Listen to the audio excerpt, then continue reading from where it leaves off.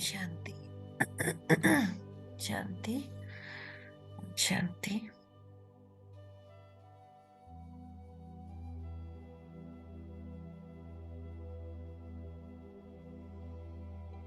देखिए खुद को लाइट के शरीर में बाप दादा के सामने। बाबा हमें दृष्टि दे रहे हैं, वरदानों से भर रहे हैं। निश्चय बुद्धि भवा, परम पवित्र भवा।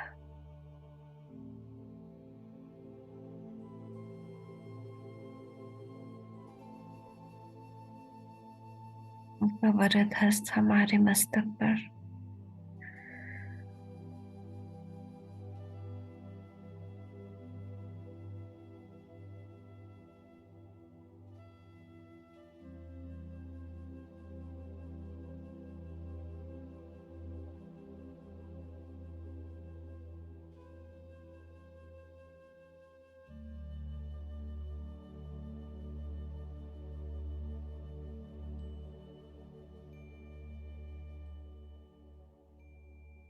बाबा से आज्ञा लेकर हम आगे का प्रसंग सुनते हैं।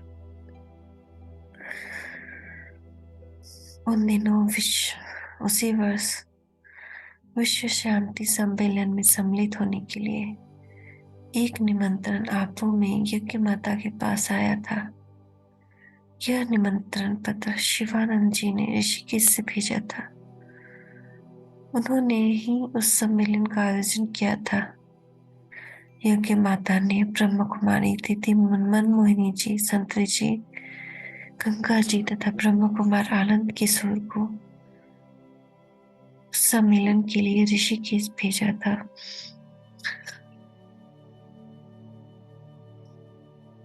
उस सम्मेलन के विषय में ब्रह्म कुमारी संतरी जी दादी ने बताया। उस सम्मेलन में विदेशों से भी बहुत से प्रतिनिधि आए हुए थे। हमारे ईश्वरीय विश्वविद्यालय ने भी भाषण किया था, जो कि सभी को बहुत अच्छा लगा।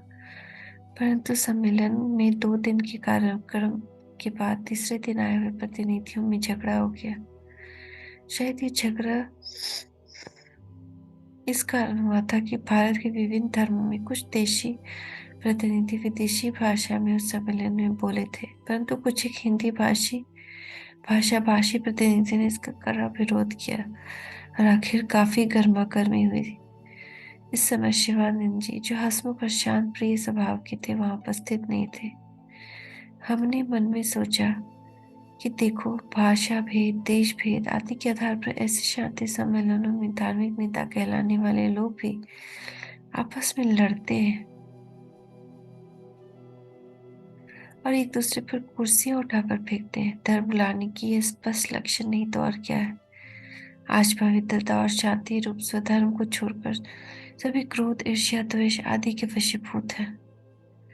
धर्म का तो पहला पाठ ही यह है कि हम सभी आत्माएं और शांति हमारा स्वरूप है। परंतु आज यदि ये प्रतिनिधि लोग भी हिंसा पर उतर आते हैं और स्वरूप को भुलाकर देह अभिमान तथा क्रोध के वशीभूत हो आसुरी लक्षण अपनाते हैं,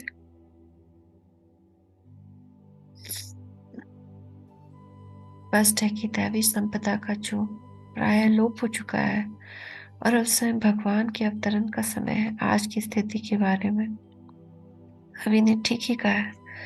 मानव आज बना है दानव, उसका कितना पतन पराभव। सब है हुए देह अभिमानी, काम क्रोध अवगुण खानी। सब में व्यापित क्रोध अहम मद, कर्म वचन मन बिगड़े अनहद। सारी सृष्टि हो चुकी गंदी, माया के पिंजरे की बंदी। लुप्त प्राय सत्य धर्म जगत में, दूर हुए अब सब श्रीमत से।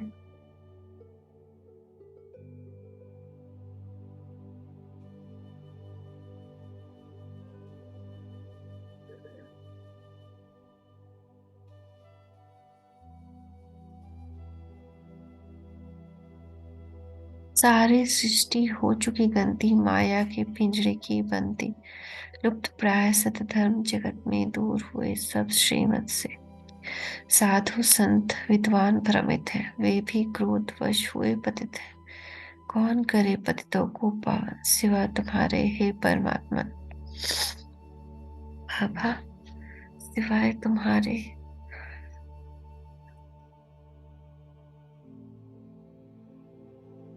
सब पतितों को कौन पावन कर सकता है।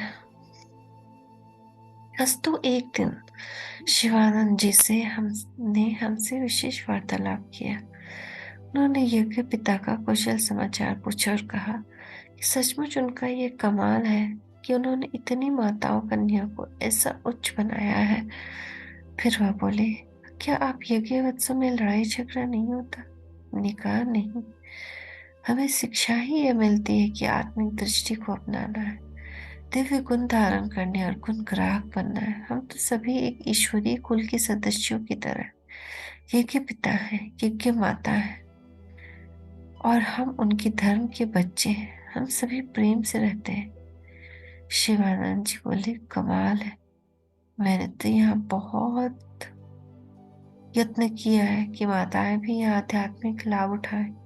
मैंने उनके लिए अलग व्यवस्था भी की, परंतु 3-4 बार कोशिश करने पर भी मेरा यह प्रयत्न सफल नहीं हुआ, क्योंकि वे आपस में झगड़ पड़ती हैं।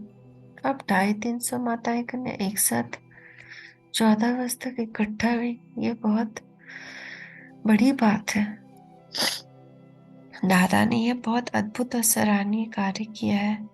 दादा से कहना कि वह हमें कुछ एक माताओं का सहयोग दे, जो कि यहाँ माताओं की क्लास का संचालन करे। तब हमने इन्हें बताया कि यह कार्य स्वयं परमपिता परमात्मा ही यज्ञ पिता द्वारा करा रहे हैं। उस सर्वशक्तिमान परमपिता के सिवा कोई मनुष्य तो यह कार्य कर ही नहीं सकता। उस प्रभु ने हमारा जीवन उच्च बनाया है। उस सम्मेलन में भी हमने लोगों को ईश्वरीय साहित्य निमंत्रण पत्र तथा अपना पता दिया। इस पर ईश्वरीय सेवा करने करके हम आबू वापस आ गए।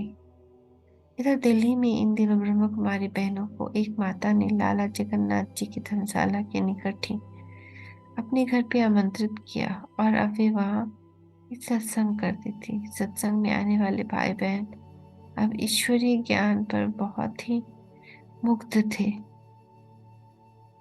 परंतु ब्रह्म कुमारी मनोहर इंदिरा गांधी जी कहती हैं, हमें अब यज्ञ में लौटने का संकल्प प्रबल रूप से आया, क्योंकि वहां से निकले हमें लगभग 2 मास हो चुके। अब हमारे लौटने की घड़ी आई। तब सत्संग में आने वाले भाई बहनों का मन यह सोचकर बहुत उदास हो गया कि अब हमें यह ज्ञान सुनने का अवसर नहीं मिलेगा।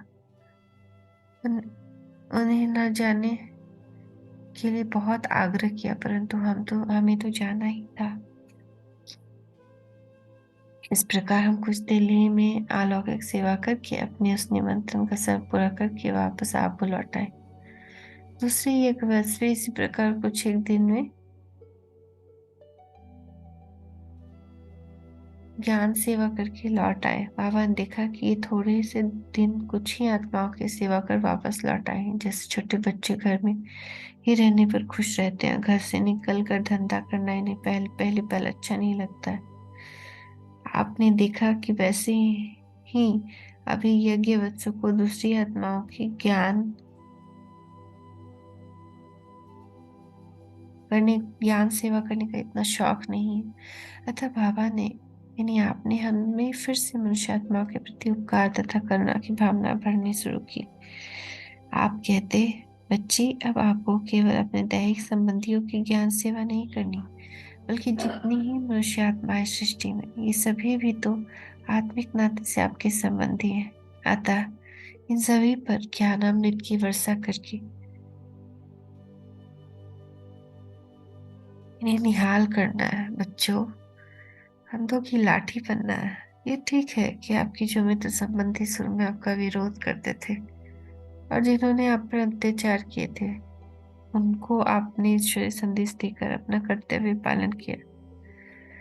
परंतु आप गंगाओं का ज्ञान गंगाओं का कर्तव्य है वास्तव में सारे भारत को पावन करना। नदियां एक जगह ठहरती नहीं, बल्कि नगर नगर से बहती हुई जन जन की प्यास बुझाती है। तो आप जाओ और भारत की नगर नगर में विकारों से तृप्त हुई आत्माओं को सुख शांति की प्यास इन ज्ञान अमृत से तृप्त करो।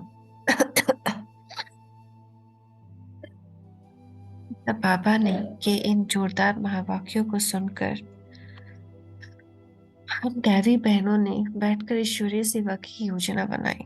बाबा का विशेष ध्यान भारत की राजधानी अर्थात दिल्ली पर था। बाबा कहते कि यहाँ से ही सतयुगी राज्य की कलम लगनी है। इस बीच दिल्ली की कुछ एक बहनों तथा भाइयों ने, जो कि हमारे यहाँ सत्संग में आया करते थे, यज्ञ माता और यज्ञ पिता,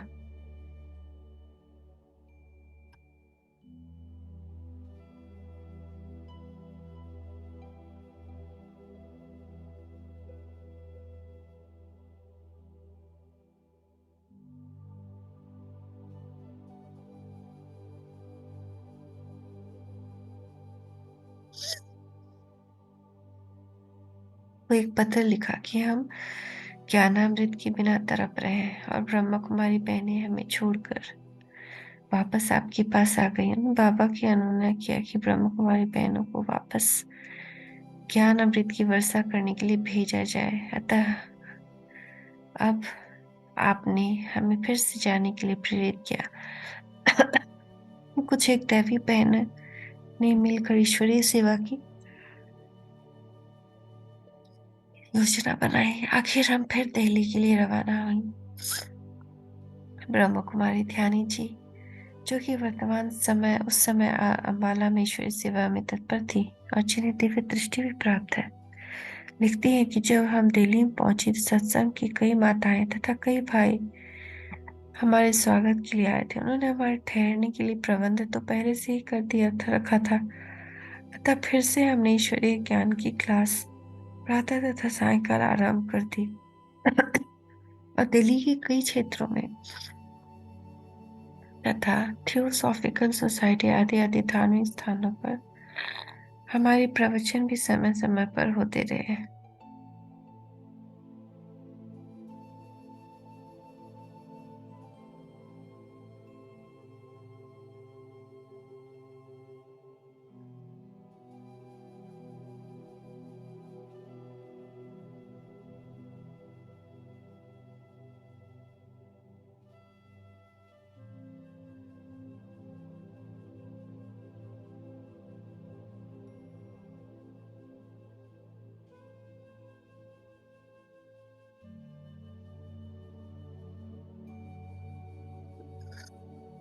इस तरह बाबा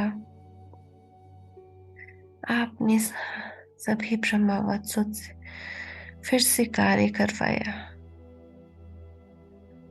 ज्ञान गंगा बनाकर उन्हें जन जन को पावन करने के लिए प्रोत्साहित किया।